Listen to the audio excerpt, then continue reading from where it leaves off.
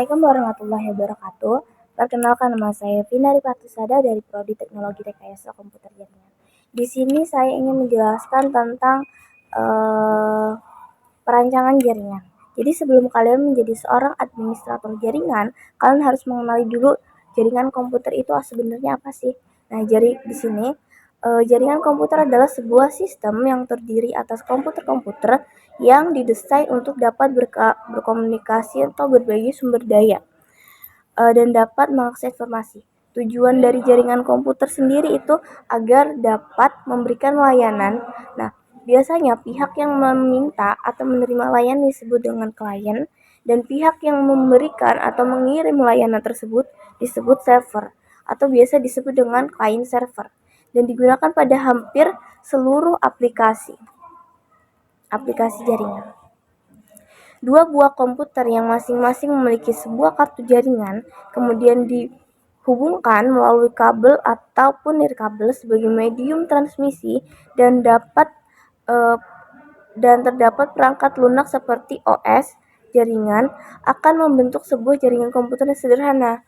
Apabila ingin membuat sebuah jaringan yang lebih luas dari jangkauan, maka diperlukan peralatan seperti hub, bridge, switch, router, and gateway sebagai peralatan interkoneksinya. Untuk kita sebelum menjadi administrator jaringan, kita harus tahu dulu tentang perancangan jaringan. Nah, di sini perancangan jaringan adalah suatu proses mixture art science atau keberuntungan dan accident yang terjadi begitu saja. Nah, jaringan komputer sendiri adalah hubungan antara dua atau lebih komputer dengan menggunakan media kabel yang pada umumnya media kabel itu biasanya strike, crossover, dan kabel FO, fiber optik ya.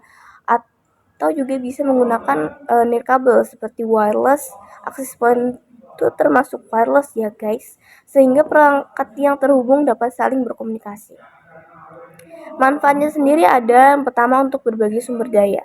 Nah, jaringan ini untuk berbagi sumber daya kayak printer, scanner, dan stroke secara bersama-sama. Ini juga dapat menghemat biaya serta meningkatkan efisiensi. Yang kedua ada komunikasi. Jaringan ini juga untuk bertukar informasi dan komunikasi antar pengguna, seperti berkirim pesan dengan instan, melakukan panggilan video conference, dan untuk kegiatan secara daring. Contohnya pembelajaran secara daring atau Zoom dan Meet. Oke. Yang ketiga ada akses informasi.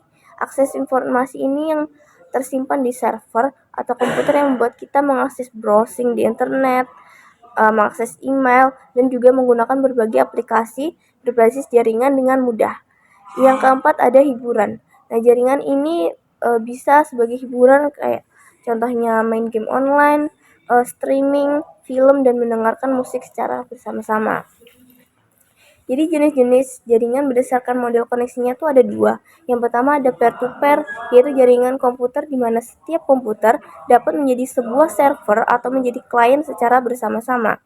Yang kedua ada client dan server, di mana jaringan komputer setiap perangkat dikhususkan sebagai klien dan setiap perangkat dikhususkan sebagai server.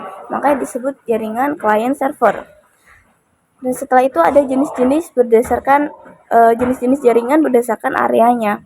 Yang pertama ada personal area network atau PAN. Nah, biasanya jaringan komputer ini yang berada dalam jarak dekat, yaitu beberapa meter saja.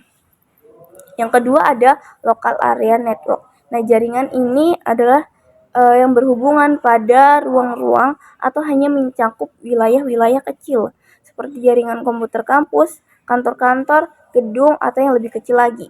Serta kelebihan jaringan ini adalah beroperasi pada area yang terbatas, koneksi peralatan berdekatan, menyediakan full-time connection, kendali jaringan di bawah administrasi lokal.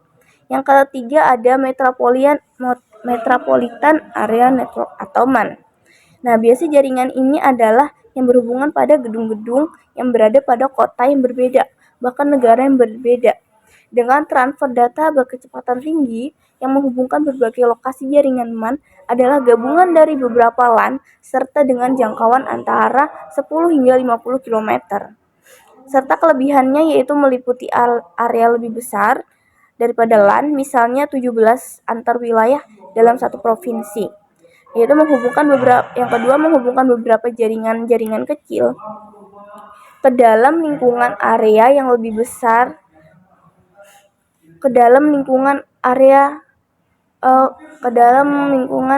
yang lebih besar lagi.